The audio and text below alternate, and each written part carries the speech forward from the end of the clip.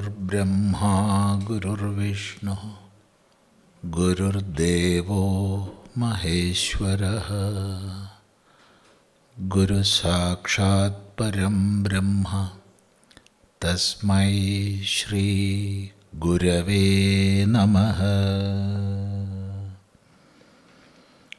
Om Sadashiva Samarambham Shankaracharya Madhyamam Asmadacharya Paryandam Vande Guru Paramparam. Om.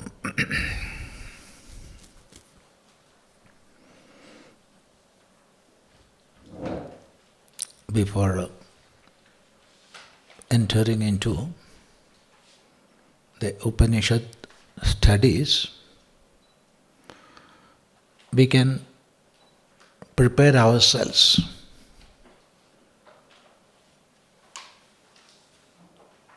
or we have to prepare ourselves to enter into scriptural studies.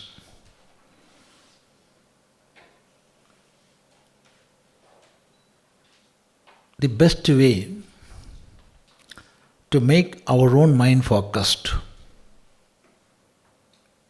our intellect sharpened, is doing japa. Of course, there are many ways, but how japa benefit? How japa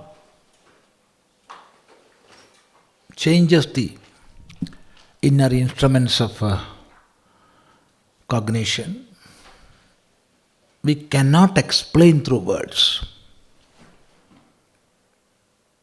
It's a matter of experience. See, in our Shastras, right from Vedas, so many yajnas and yagas are there. How many yagas are there? What types of yajnas? Shrauta and Smarta. Shrautas are those yagas prescribed by Veda, whereas Smartas are those yagas prescribed by Smritis. And there are some yagas, very complicated, involving many materials as offerings. So many scholars must come together, experts in the tradition of Vedic rituals. They must come together. And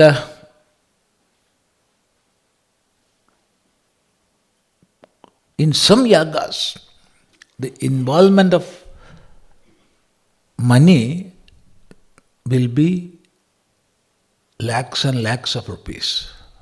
Why to limit to lakhs? Crores. But knowing all these yagas, considering all these yagas and yajnas, Bhagavan in his Bhagavad Gita says, Yajnanam japa yajñosmi. Among the yajnas, I am japa yajna. No cost, no involvement of any money, currency, no material. You can do whenever you like, wherever you are. There is no any limitation, any restriction, nothing. See, if we have a mind to do that, then we can do.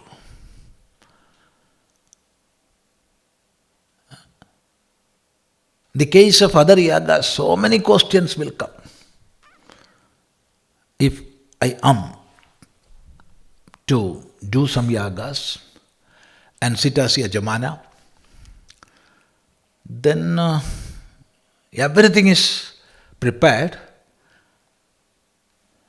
Then somebody will stare at me and say, Swami, you cannot do. Why? You have a small squint eye.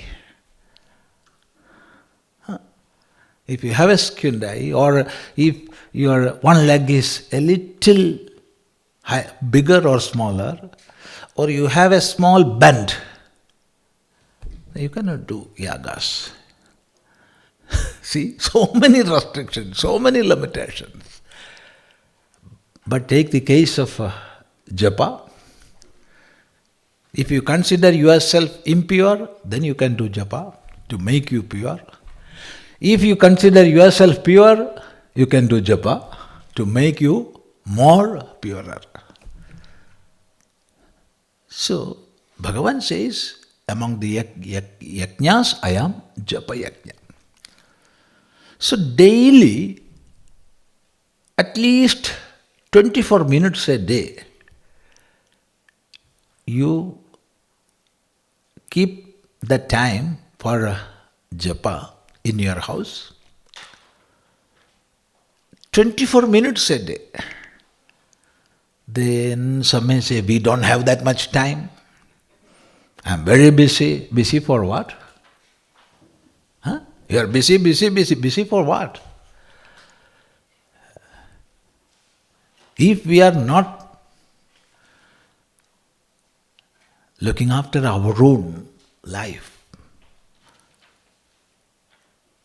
if we are not caring our own inner instruments, if we are saying we don't have time, it is purely nonsense.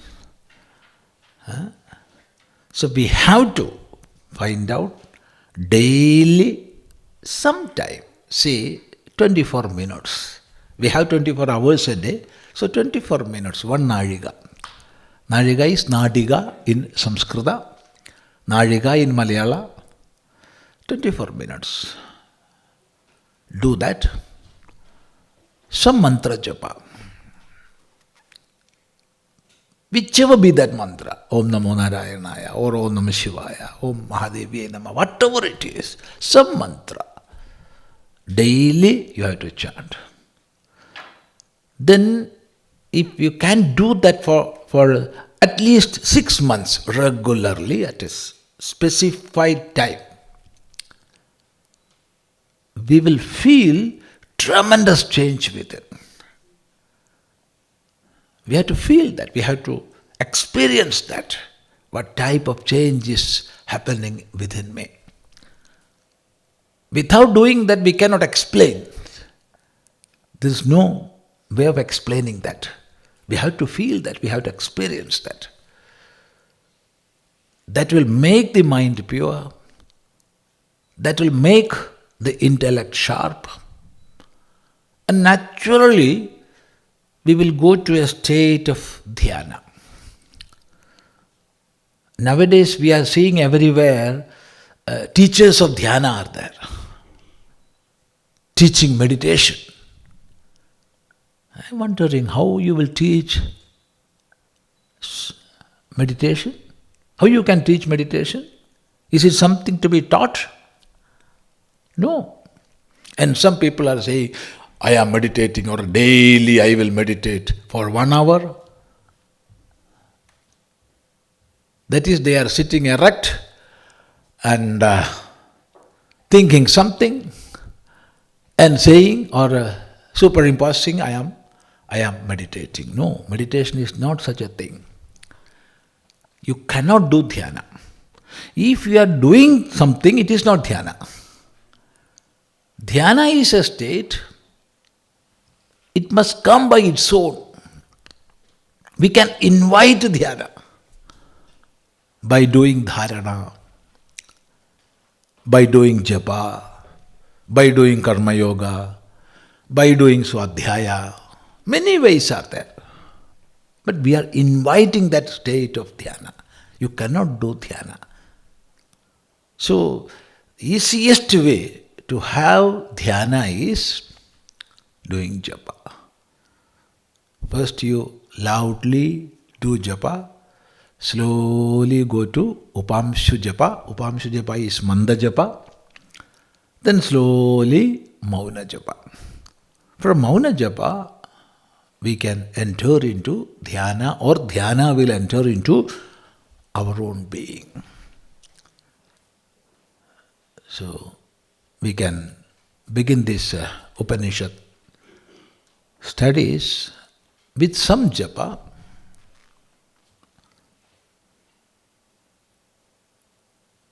But before doing that, we must have an idea that we must be convinced that Ishvara is one. There are no two Ishvaras. There cannot be two Ishvaras.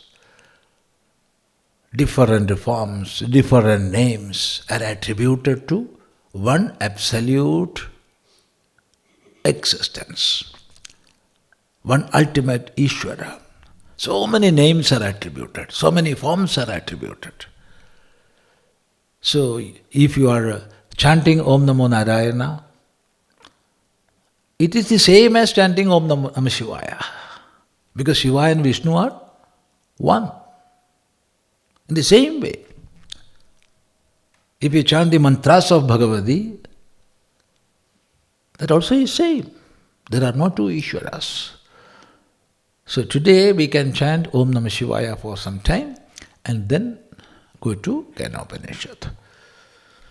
First we can chant at dhyana, then go to japa. Om dhyaye nityam mahesham. You can. Om dhyaye nityam mahesham rajadagirinibham charu chandravatamsam ratna kalpojvalangam parashu mrgavara hastam prasannam. Parashu mrgavara hastam prasannam padmasenam samandad stutamamaraganaihi vyaghrakritim vasanam Vishwadyam Vishwavandyam Nikhila Bhayaharam Panchavaktram Trinetram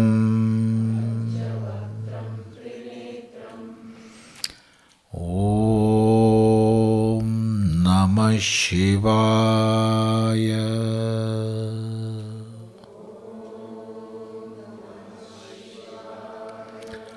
Om Namah Shivaya.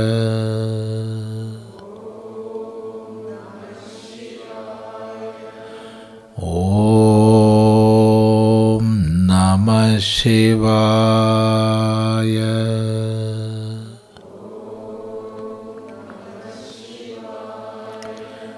Om Namah Shivaya.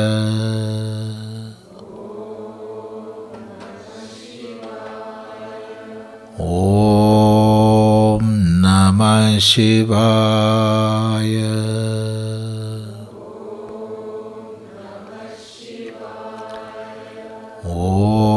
Om Namah Shivaya.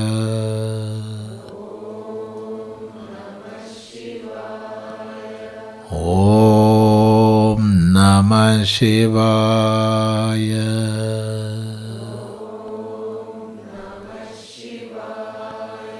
Om Namah Shivaya.